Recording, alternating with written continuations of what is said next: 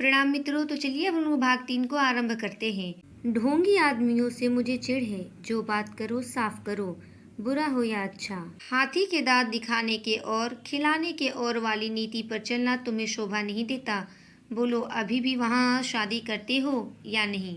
रंगीली by की कठोरता पत्थर की नहीं, लाख की थी, जो एक आंच से पिघल जाती है। कल्याणी के करुणोत्पादक शब्दों ने उसके स्वार्थ मंडित हृदय को पिघला दिया। रूंधे हुए कंठ से बोली, अभी ब्राह्मण बैठा है ना? भालचंद्र पत्नी के आंसुओं को देख देख सूखे जाते थे। अपने ऊपर बार बार झल्ला रहे थे कि नाहक मैंने यह खत इसे दिखाया। इसकी जरूरत ही क्या थी? इतनी बड़ी भूल उनसे कभी नहीं हुई थी। संदिग्ध भाव से बोले, शायद बैठा हो, मैंने तो जाने को कह दिया था। फिर रंगीली ने खिड़की से झांक कर देखा। पंडित मोटे राम बगुले की तरह ध्यान लगाकर बाजार के रास्ते की ओर ताक रहे थे। लालसा से व्यग्र होकर कभी यह पहलू बदलते, कभी वह पहलू। एक आने की मिठाई ने तो आशा की कमर पहले ही तोड़ दी थी, उसमें भी यह विलंब दारुण दशा थी। पंडित को बैठे देखकर रंगीली बाई बोली, है अभी है, जाकर कह दो हम विवाह करेंगे, बेचारी बड़ी मुसीबत में है। अर्थात उस पत्र को पढ़ने के पश्चात रंगीली बाई का हृदय परिवर्तित हो गया है। अर्थात रंगीली बाई पत्र को पढ़ने के पश्चात जान गई है कि कल्याणी की इस समय क्या दशा है, और वह विवाह करने के लिए तैयार हो जाती है। फिर भालचंद्र जी कहते हैं कि तुम भी कभी कभी बच्चों की सी बातें करने लगती हो। अभी उससे कह आया हूँ कि मुझे विवाह मंजूर नहीं। एक लंबी चौड़ी भूमिका बांधनी पड़ी। अब जाकर यह संदेश कहूँगा तो वह अपने दिल में क्या कहेगा, जरा सोचो तो। यह शादी विवाह का मामला है, लड़कों का खेल नहीं कि अभी एक बात की अब अभी पलट गए। भले आदमी की बात ना हुई, दिल लगी हुई। भालचंद्र के इतना सब कहने के पश्चात रंगीली बाई कहती है, अच्छा तुम अपने मुंह से ना कहो, उस ब्राह्मण को मेरे पास भेज दो। मैं इस तरह समझा दूंगी कि तुम्हारी बात भी रह जाए और मेरी भी, इसमें तो कोई विपत्ति नहीं। फिर भालचंद्र जी कहते हैं कि तुम अपने सिवा सारी दुनिया को नादार समझती हो। तुम कहो या मैं कहूँ, बात एक है। जो बात तय हो गई है, अब मैं उसे फिर नहीं उठाना चाहता। तुम ही तो बार बार कहती थी मैं वहाँ ना करूँगी, तुम्हारे ही कारण मुझे अपनी बात खोनी पड़ी। अब तुम फिर रंग बदलती हो। यह तो मेरी छाती पर मूंग दलना है। आखिर तुम्हें कुछ तो मेरे मान अपमान का विचार करना चाहिए। फिर रंगीली बाई कहती है कि तो मुझे क्या मालूम था कि विधवा की दशा इतनी दीन हो गई है। तुम्ही ने तो कहा था कि उसने पति की सारी संपत्ति छिपा रखी है और अपनी गरीबी का ढोंग रचकर काम निकालना चाहती है। एक ही छटी हुई औरत है। तुमने जो कहा वह मैंने मान लिया। भलाई करके बुराई करने में तो लज्जा और संकोच है, बुराई करके भलाई करने में कोई संकोच नहीं। अगर तुम हाँ कर आए होते और मैं नहीं करने को कहती तो तुम्हारा संकोच उचित होता। नहीं करने के बाद हाँ करने में तो अपना बड़प्पन है।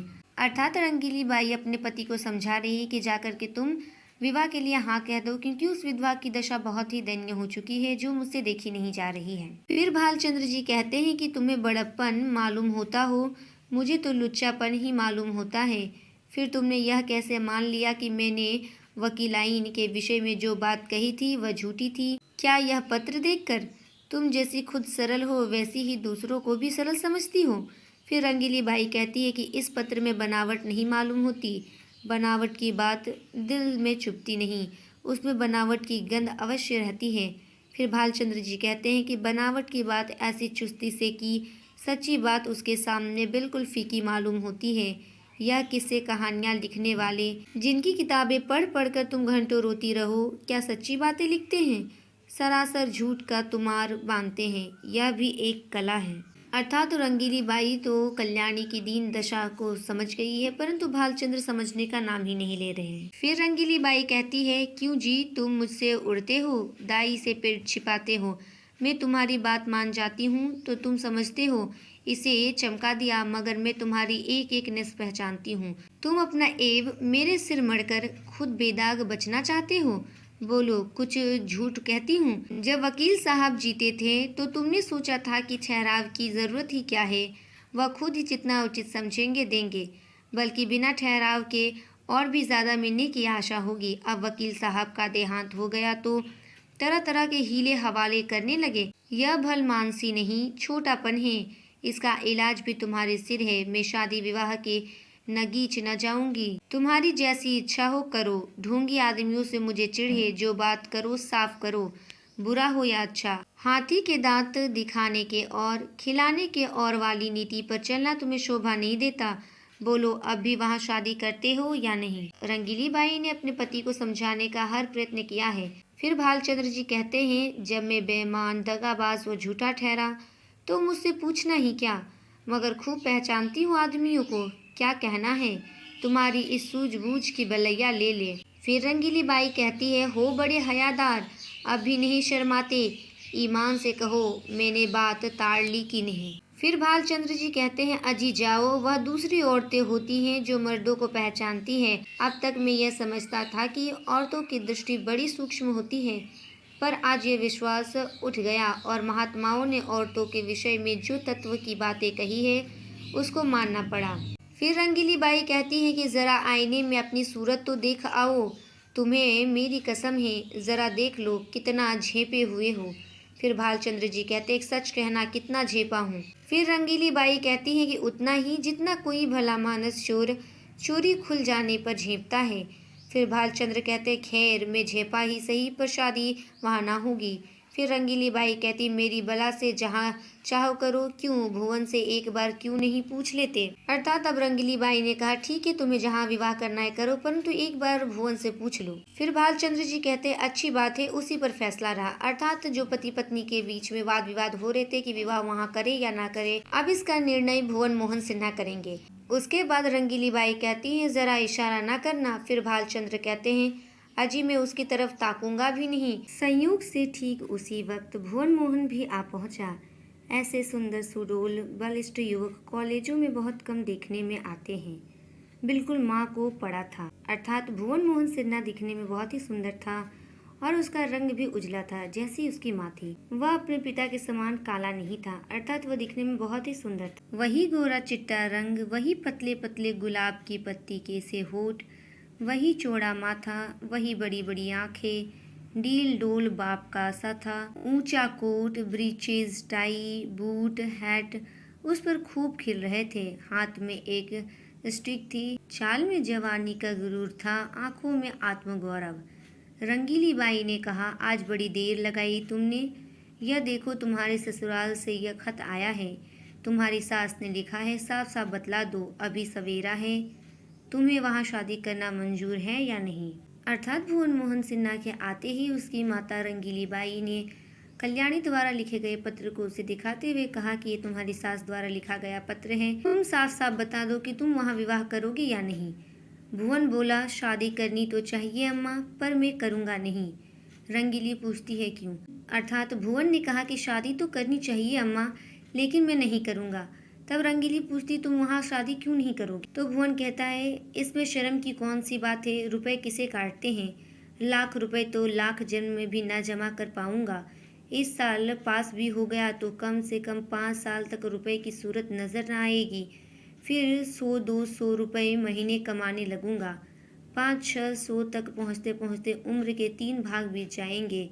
रुपए जमा करने की नौबत ना आएगी। दुनिया का कुछ मज़ा ना उठा सकूंगा। किसी धनी लड़की से शादी हो जाती तो चैन से कटती। मैं ज़्यादा नहीं चाहता, बस 1 लाख नकद हो या फिर कोई जायदाद वाली बेवा मिले जिसके एक ही लड़की हो। अर्थात भुवन मोहन सिन्हा को पैसे ज़्यादा प्यारे हैं और वो बहुत से तर्क देता है कि मैं वहाँ पे निर्मला के साथ विवाह क्यों नहीं करूँगा इसके लिए। आगे रंगीली कहती है, चाहे औरत कैसी ही मिले। फिर वो कहती है कि ठीक है, अगर तुमसे पैसों के लिए विवाह करना चाहते हो, चाहे तुम्हें औरत कैसी भी मिल जाएगी तो तुम विवाह कर लोगे। फिर भुवन ने कहा, धन सारे ऐबों को छिपा देता है, मुझे वह गालियाँ भी सुनाए तो भी चू न करूँ। दुधारू गाय की लात किसे बुरी मालूम होती है। अर्थात भुवन मोहन सिन्हा ने बहुत सारे तर्क दिए हैं कि पैसे हो तो क्या क्या वो कर सकता। अर्थात वह किसी धनवान लड़की से विवाह करना चाहता है ताकि वह अपने जीवन को आराम से बिता सके। इसलिए वह अपने माता से कहता है कि मैं ऐसे घर में विवाह ना करूँगा जहाँ पर लड़की इतनी गरीब हो, और साथ ही साथ यदि मैं किसी अमीर लड़की से शादी करता हूँ और अगर वो मुझे गालियाँ भी देगी तो मैं सुन लूँगा। जिस प्रकार दूध देने वाली गाय यदि लात भी मारती है तो उससे किसी को बुरा नहीं लगता, क्योंकि उसे पता है कि गाय लात मारेगी फिर भी वह दूध देगी ही। इसका उदाहरण देकर के वह अपनी माता को समझाता है। बाबू साहब ने प्रशंसा सूचक भाव से कहा, हमें उन लोगों के साथ सहानुभूति है और दुख है कि ईश्वर ने उन्हें विपत्ति में डाला, लेकिन बुद्धि से काम लेकर ही कोई निश्चय करना चाहिए। हम कितने फटेहाल हो जाए फिर भी अच्छी खासी बारात हो जाएगी। वहाँ भोजन का ठिकाना नहीं, सिवाय इसके कि लोग हंसे और कोई नतीजा ना निकलेगा। बाबू भालचंद्र जी के इतना सब कहने के पश्चात रंगीली बाई ने कहा, तुम बाप पुत एक ही थाली के चट्टे बट्टे हो, दोनों उस गरीब लड़की के ऊपर छुरी फेरना चाहते हो। फिर भुवन बोला, जो गरीब है उसे गरीबों ही के यहाँ संबंध करना चाहिए, अपनी हैसियत से बढ़कर। फिर रंगीली बाई ने कहा, चुप भी रह, आया है कहाँ से हैसियत लेकर, तुम कहाँ के ऐसे धना सेठ हो। कोई आदमी द्वार पर आ जाए तो एक लोटे पानी को तरस जाए, बड़ी हैसियत वाले बनते हो। यह कहकर रंगीली बाई वहां से उठकर रसोई का प्रबंध करने चली गई। अर्थात पहले तो भालचंद्र ही कह रहा था कि निर्मला से वह अपने पुत्र का विवाह नहीं करवाएगा, परंतु अब भुवन ने भी कह दिया कि वह निर्मला से विवाह नहीं करेगा, क्योंकि निर्मला अब उतना दहेज देने के लिए सक्षम नहीं रही है। इसके आगे के उपन्यास को हम अगले वीडियो में पढ़ेंगे। तब तक के लिए धन्यवाद।